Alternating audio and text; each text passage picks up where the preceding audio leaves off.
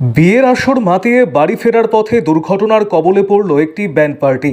বুধবার রাতে চোপড়ার সুভাষনগর এলাকায় 31 নম্বর জাতীয় সড়কে এই দুর্ঘটনাটি ঘটে। টোটোর চাকা আচমকা খুলে যাওয়ায় এই বিপত্তি ঘটে বলে জানা গিয়েছে। স্থানীয় সূত্রে জানা গিয়েছে, দাসপাড়া এলাকায় একটি ব্যান্ড পার্টির প্রায় 7 জন সদস্য একটি টোটোয় চেপে কালাগঞ্জ থেকে চোপড়ার দিকে যাচ্ছিলেন। সুভাষনগর এলাকায় পৌঁছলে চলন্ত টোটোর পেছনের একটি চাকা আচমকাই খুলে যায়।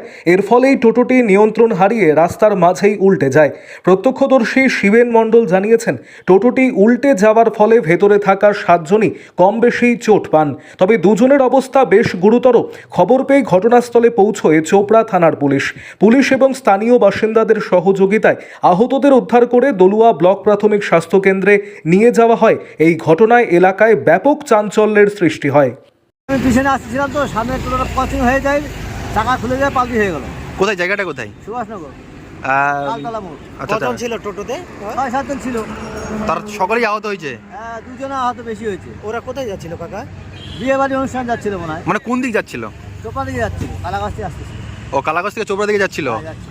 তাহলে এখানে কি মানে সেই টোটোর কি চাকা মানে খুলে গেছে নাকি? হ্যাঁ, চাকা খুলে গেছে, তারপরে কি টোটোটা মানে পাল্টি হয়ে গেছে।